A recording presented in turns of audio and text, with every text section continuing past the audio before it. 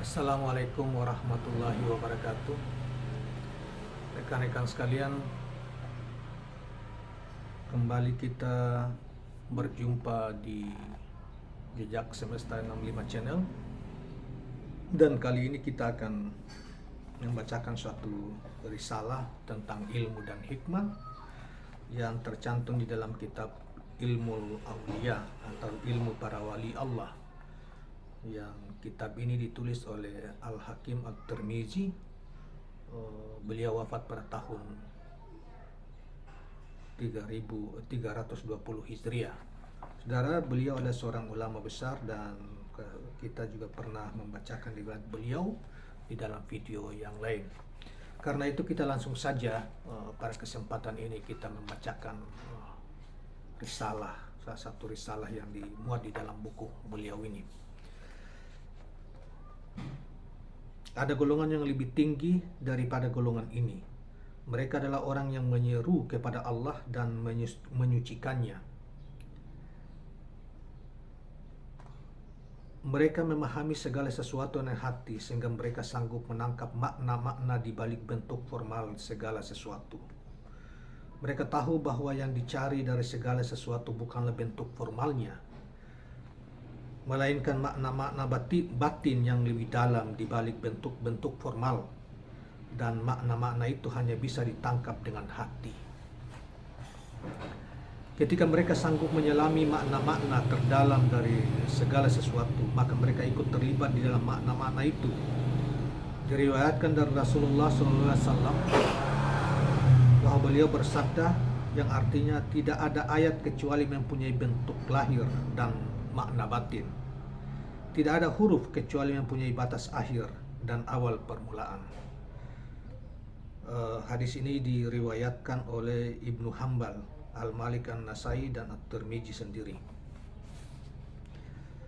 Ketika mereka sanggup menyelami makna-makna batin lewat pengamatan hati serta ikut terlibat di dalamnya, maka pengamatan dan keterlibatan itu dinamakan basyirah, yaitu basyirah al-nafs atau pengamatan jiwa,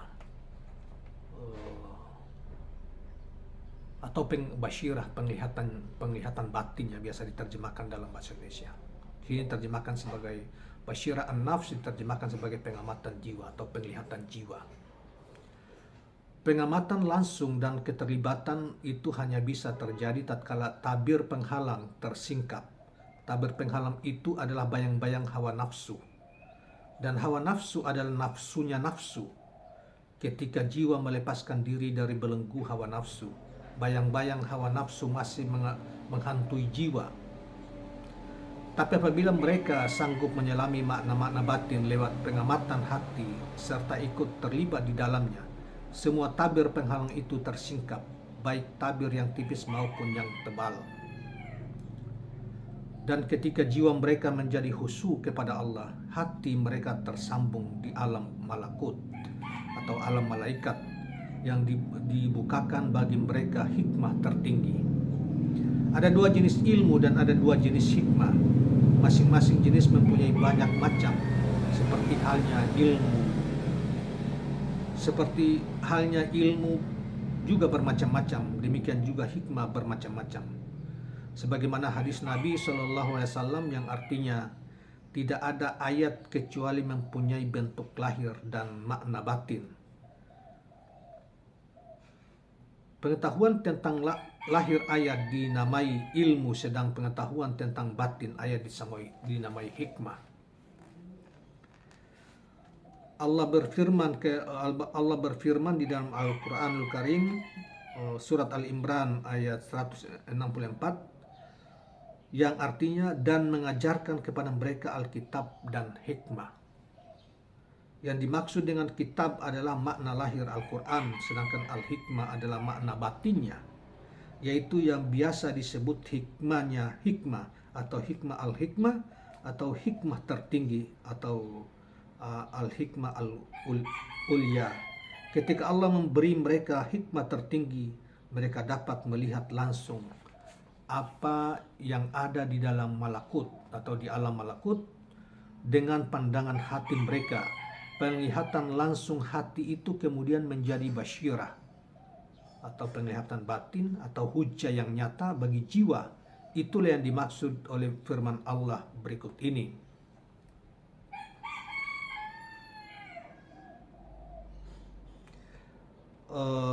Di dalam surat Yusuf ayat 108 yang artinya, katakanlah inilah jalanku atau agamaku, aku dan orang-orang yang mengikutiku mengajak kalian pada jalan Allah dengan hujjah yang nyata.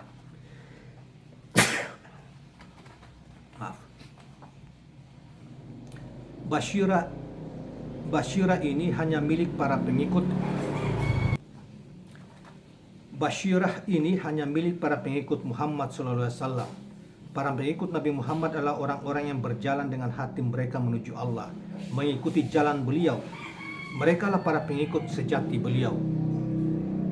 Mereka adalah para khalifah di bumi yang telah dipilih oleh Tuhan untuk berjalan menujunya ketika mereka meninggalkan hawa nafsu mereka dan terus berjuang mengalahkan bayang-bayang hawa nafsu mereka.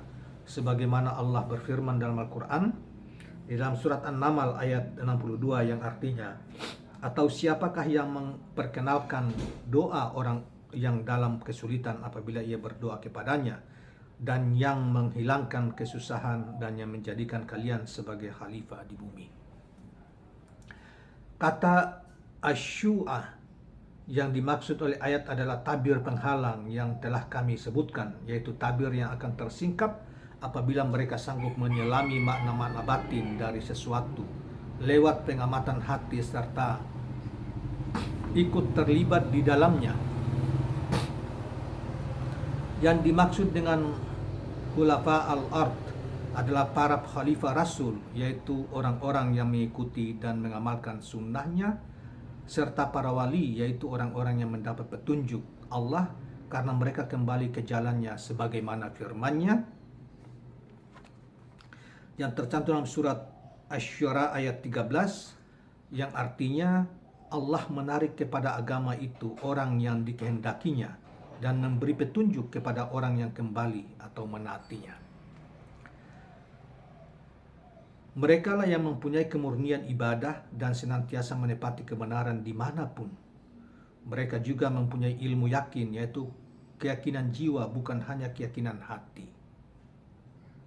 Sebab seperti telah kami katakan, bisa saja hati seseorang telah yakin sementara jiwanya masih berada di bawah bayang-bayang hawa nafsu, sedangkan hati dan jiwa mereka telah benar-benar yakin, dalam arti telah benar-benar lepas dari bayang-bayang hawa nafsu.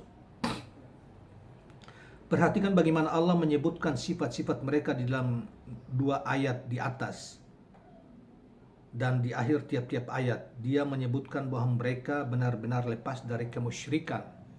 Pada ayat pertama dia berfirman, wa subhanallahi wa ma ana minal musyrikin. Dan aku tiada termasuk orang-orang yang musyrik. Di dalam surah itu surat Asy-Syura ayat 13.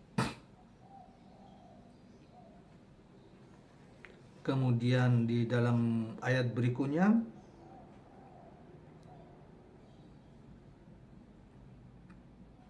ilahun Allahu ta'alallahu amma yusyrikun.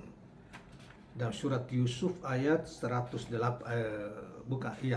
suruh yang pertama adalah surat Yusuf ayat 108, dan yang ini adalah di dalam Al-Quran surat An-Naml ayat 23 yang artinya, apakah di samping Allah ada Tuhan yang lain maha tinggi Allah terhadap apa yang mereka persekutukan dengannya?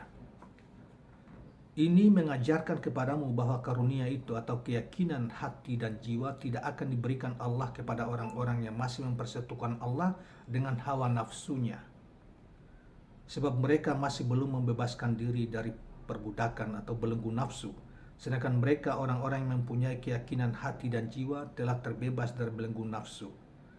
Mereka adalah orang yang merdeka, yaitu orang-orang yang oleh Isa putra Maryam disebut sebagai hamba-hamba yang bertakwa, dan orang-orang yang bebas merdeka lagi mulia. Mereka lah yang menegakkan hujah atau argumen atau kebenaran yaitu orang-orang yang disebutkan Ali bin Abi Thalib radhiyallahu anhu dalam perkataannya sebagai berikut, yang artinya bumi tidak akan luput sama sekali dari orang-orang yang menegakkan hujjah atau kebenaran. Jumlah mereka hanya sedikit, tapi di sisi Allah mereka banyak. Mereka telah melihat ruh mereka berada di tempat yang tinggi. Mereka adalah para khalifah Allah di berbagai negerinya dan para wakilnya di tengah hamba-hambanya. Mereka adalah para pemimpin pengusung panji hidayah yang disebutkan Allah Azza wa Jalla di dalam firman-Nya dalam surat Al-A'raf ayat 181 yang artinya, dan di antara orang-orang yang kami ciptakan ada umat yang memberi petunjuk dengan kebenaran, dan dengan hak, dengan kebenaran itu pula mereka menjalankan keadilan. Mereka adalah ulil amr yang wajib ditaati oleh makhluk orang-orang beriman. Ya ayyuhalladzina amanu atiullaha wa atiur rasul wa atiur rasula wa ulil amri minkum. Hai orang-orang yang beriman, taatilah Allah dan taatilah Rasulnya dan ulil amri di antara kalian. Al-Quran surat An-Nisa ayat 59. Allah telah menjadikan ketaatan kepadanya ada pada ketaatan pada Rasulnya karena keutamaan yang dimiliki beliau dan karena Allah telah mengangkat derajat beliau di atas para Rasul lainnya. Sebagaimana firman Allah berikut ini, may yuti'ir rasula faqad ata'allahu. Barang siapa menaati Rasul, sesungguhnya ia telah menaati Allah.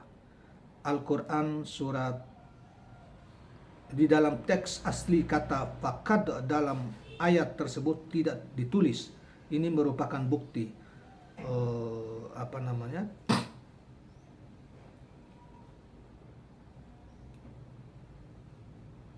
ini penyalinan kurang teliti dalam penulisan teks ilmu aulia, bahkan di dalam hal menyangkut ayat Al-Quran. Ini penjelasan dari pensyarah ya terhadap surat yang ayat yang baru kita bacakan, yang itu dalam surat An-Nisa ayat 80 tersebut. Ini kehormatan dan keutamaan bagi baginda Rasulullah SAW. Beliau adalah hambanya yang dia utus kepada seluruh alam dan jadikannya penutup para nabi. Kedudukan beliau sebagai seorang nabi sekaligus penutup kenabian menjadikan hawa nafsu dan bayang-bayangnya tidak mempunyai tempat di diri beliau. Ketika Allah mengangkat beliau kepadanya, dia menjadikan di antara umatnya yang para khalifah. Beliau sebagai penghormatan bagi beliau. Para khalifah Nabi SAW adalah orang-orang yang telah terbebas dari hawa nafsu dan bayang-bayangnya. Seperti halnya Allah telah menjadikan ketaatan kepadanya dan pada ketaatan kepada Rasulnya sebagai ketaatan beliau atas para Rasul lainnya. Maka dia juga telah menjadikan ketaatan kepada para khalifah itu sebagai kewajiban atas umat karena keutamaan mereka atas para kekasih Allah lainnya. Mereka para khalifah Nabi SAW adalah hawas al-awliya atau wali-wali khusus,